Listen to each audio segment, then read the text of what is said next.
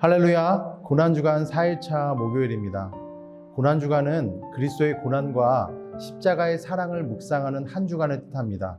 우리의 죄의 문제를 해결하기 위해서 하나님의 아들이신 성자 하나님 예수 그리스도께서 고난을 받으시고 죽으셨던 일을 기억하며 주님의 사랑과 은혜를 기억하는 것입니다. 우리 교회에서는 계속해서 특별 새벽 예배를 통해서 주님의 십자가를 묵상하며 은혜의 한 주간을 보내고 있습니다. 한 주간 우리는 이렇게 예수 그리스도의 고난을 묵상하며 지내고 있지만 그리스도를 묵상하는 것이 오늘 하루, 아니 이번 한 주간이 아니라 우리의 모든 순간이 예수 그리스도의 십자가를 묵상하며 날마다 승리하는 삶이 되기를 소망합니다. 오늘 우리에게 주신 말씀을 함께 묵상하겠습니다. 오늘의 말씀은 사형 선고를 받으신 예수님. 마태복음 27장 15절에서 26절까지입니다. 명절 때마다 총독이 무리가 원하는 죄수 하나를 놓아주는 관례가 있었다.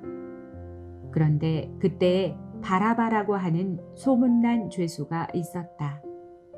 무리가 모였을 때에 빌라도가 그들에게 말하였다. 여러분은 내가 누구를 놓아주기를 바라오? 바라바요? 그리스도라고 하는 예수요? 빌라도는 그들이 시기하여 예수를 넘겨주었음을 알았던 것이다. 빌라도가 재판석에 앉아있을 때 그의 아내가 사람을 보내어 말을 전하였다. 당신은 그 옳은 사람에게 아무 관여도 하지 마세요. 지난밤 꿈에 내가 그 사람 때문에 몹시 괴로웠어요. 그러나 대제사장들과 장로들은 무리를 구슬러서 바라바를 놓아달라고 하고 예수를 죽이라고 요청하게 하였다. 총독이 그들에게 물었다. 이 두 사람 가운데서 누구를 놓아주기를 바라오? 그들이 말하였다. 바라바요. 그때 빌라도가 그들에게 말하였다. 그러면 그리스도라고 하는 예수는 나더러 어떻게 하라는 거요? 그들이 모두 말하였다. 그를 십자가에 못 박으시오. 빌라도가 말하였다. 정말 이 사람이 무슨 나쁜 일을 하였소? 사람들이 더욱 큰 소리로 외쳤다. 십자가에 못 박으시오. 빌라도는 자기로서는 어찌할 도리가 없다는 것과 또 밀란이 일어나려는 것을 보고 물을 가져다가 무리 앞에서 손을 씻고 말하였다. 나는 이 사람의 피에 대하여 책임이 없으니 여러분이 알아서 하시오. 그러자 온 백성이 대답하였다. 그 사람의 피를 우리와 우리 자손에게 돌리시오. 그래서 빌라도는 그들에게 바라바는 놓아주고 예수는 채찍질한 뒤에 십자가에 처형하라고 넘겨주었다. 우리가 읽은 본문은 예수 그리스도께서 본디오 빌라도에게 신문을 받으시고 사형 선고를 받는 장면입니다. 이것은 참으로 아이러니한 일이 아닐 수 없습니다. 만유의 주인이시고 죄가 없으신 예수께서 그가 지으신 피조물에 의해서, 그것도 죄인들을 통해서 죄를 판단받는다는 것은 도무지 이해될 수 없습니다. 우리 18절과 19절 읽습니다. 빌라도는 그들이 시기하여 예수를 넘겨주었음을 알았던 것이다. 빌라도가 재판석에 앉아 있을 때 그의 아내가 사람을 보내어 말을 전하였다. 당신은 그 옳은 사람에게 아무 관여도 하지 마세요. 지난밤 꿈에 내가 그 사람 때문에 몹시 괴로웠어요. 빌라도는 자신에게 재판이 넘겨진 예수에 대해서 사람들이 시기하여 죄목을 만들어 데리고 왔다는 것을 분명히 알고 있었습니다. 또한 그의 아내가 전한 메시지를 통하여 예수님께서 무죄하다는 것을 알고 있었습니다. 그래서 유월절에 죄수 한 명을 풀어주는 관습을 이용해서 예수님을 석방하려고까지 하였습니다. 마태복음의 기자는 빌라도의 행동을 통해서 예수께서 아무 죄도 없이 고통을 당하셨음을 보여주고 있습니다.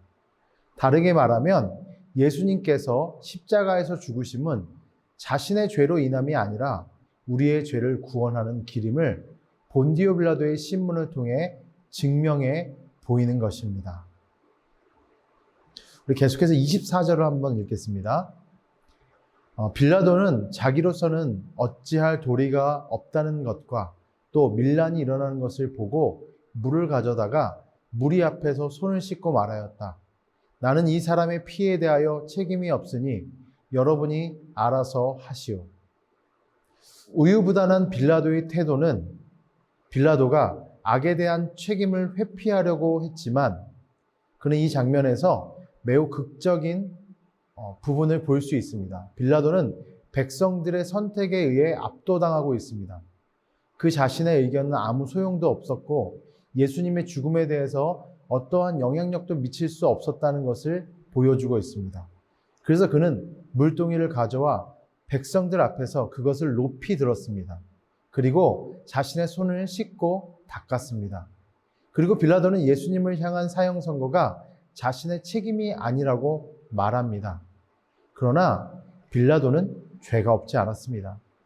그는 통치자였으며 예수께서 그 고소에 대해 무죄임을 알았지만 고소자들을 무시하고서라도 예수께서 무죄임을 선포할 책임이 그에게 있었지만 빌라도는 그렇게 하지 않았습니다.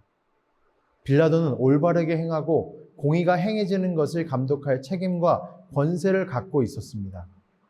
그러나 빌라도의 이러한 행동은 하나님보다 더 세상의 권력을 무서워하고 있기 때문에 나타나는 현상입니다. 그는 우리의 창조자이시고 생사화복을 주관하시는 하나님을 두려워하기보다는 세상이 주는 안락함과 자신이 누릴 수 있는 성공과 권력에 도취되어 그릇된 판단을 하고 있는 것입니다.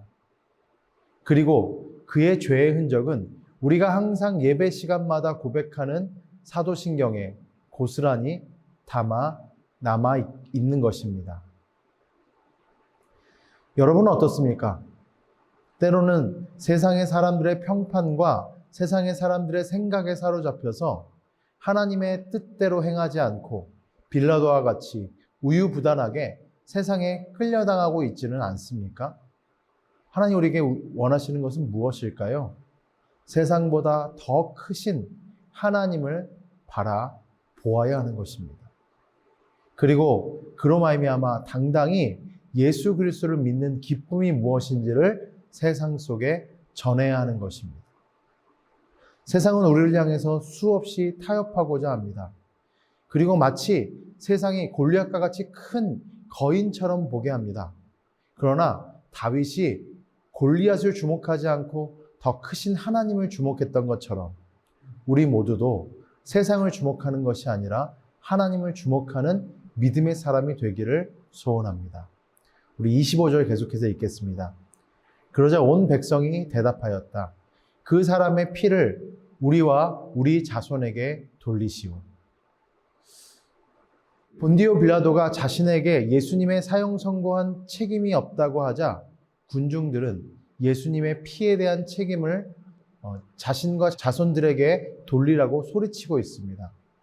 지금 백성들은 자신이 무엇을 말하고 있는지 알지 못했습니다. 이것은 후에 역사를 통해 드러나게 됩니다. 이스라엘 백성들은 그들의 나라와 수도와 그 모든 예루살렘이 파멸당하는 것을 서기 1세기가 지나지 않아서 보게 됩니다. 그의 백성들은 쫓겨났고 수세기 동안 흩어져 가게 됩니다. 그들의 자손의 이름은 종종 편견과 증오의 대상이 되었습니다. 그들의 자손들은 다른 민족에 의해 말살되려고 하는 수많은 시도와 계속되는 조롱과 조소를 받아야 했습니다. 하나님께서 메시아를 보내주심을 통해서 그로 인하여 구원의 큰 은혜를 주시고자 함이 있었는데 그들은 오히려 그것을 거부하고 예수 그리스도를 십자가로 내몰았고 그로 인하여서 돌이킬 수 없는 죄로 인한 멸망에 이르게 된 것입니다. 오늘도 하나님께서는 우리에게 당신의 놀라운 은혜를 주시고자 말씀을 통하여 계속해서 우리의 마음을 두드리고 계십니다. 우리는 유대인과 같이 행하지 않아야 합니다. 하나님의 뜻을 바르게 받아들여서 은혜를 누리며 사는 복된 삶을 사는 그런 성도가 되어야 할 것입니다. 우리가 말씀을 정리해 보고자 합니다. 오늘 본디오 빌라도의 심판을 통하여서 우리가 깨달은 첫 번째 진리는 무엇입니까? 예수님은 죄가 없으신 분이십니다. 우리의 구원은 죄가 없으신 예수님의 죽음을 통하여 완성되었다는 것입니다. 그것은 본디오 빌라도 신문을 통해서 분명하게 드러났던 것입니다. 둘째로 세상을 두려워하는 것이 아니라 하나님을 두려워하며 하나님 앞에 정직한 삶을 살아야 합니다. 세상이 주는 안락함, 성공, 또 세상이 주는 그 위협에 무너지는 것이 아니라 이런 본디오 빌라도가 그 책임이 나에게 없다고 했지만 수세기가 지난 지금 우리는 매 순간순간 예배 앞에 본디오 빌라도의 그 낱낱이 본디오 빌라도가 정의롭지 못했던 것을 사도신경을 통해 고백하고 있지 않습니까? 우리 모두는 하나님 앞에 정직하게 세상을 두려워하는 것이 아니라 하나님의 공의와 하나님의 정의를 두려워하는 삶을 살아야 합니다. 마지막으로 죄악된 선택에는 분명한 대가가 따릅니다. 그러므로 우리는 하나님의 은혜를 기억하면서 주님의 말씀을 온전히 실천해야 합니다. 고난주간 성목요일입니다. 매 순간순간 우리와 함께 하셨던 그 예수 그리스도를 기억하는 삶을 사시기 원합니다. 또 내일은 성금요일 또 철야 예배도 있습니다. 또한 계속해서 특별 새벽 예배를 진행하고 있습니다. 또한 우리는 이제 부활의 기쁨을 맞는 부활절 예배도 드리게 될 것입니다. 우리 모두가 다 살아계신 하나님을 찬양하면서 예수 그리스도의 그 고난은 고통스러운 일이지만 그 고난을 통해 얻었던 그 귀한 구원의 감격을 묵상하며 매 순간순간 승리하는 믿음의 성도가 되시기를 주님의 이름으로 축원합니다. 우리 함께 기도하시겠습니다. 사랑해 주님 감사합니다. 오늘 예수 그리스도를 통해서 그 죄 없고 흠 없으신 예수 그리스도를 통해서 우리가 구원받았음을 깨닫게 되었습니다. 또한 우리가 세상을 두려워하는 것이 아니라 하나님의 사람으로 하나님의 정의와 하나님의 공의를 두려워하는 믿음의 삶을 살아야 됨도 알았습니다.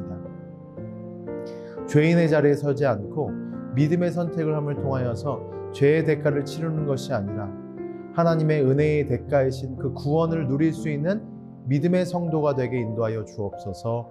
예수님의 이름으로 기도합니다. 아멘.